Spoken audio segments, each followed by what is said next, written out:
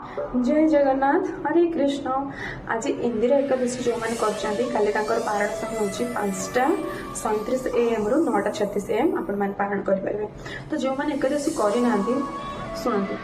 एकादशी गोटे एमती महाव्रत जदि आपने मिस कर दौरान ताल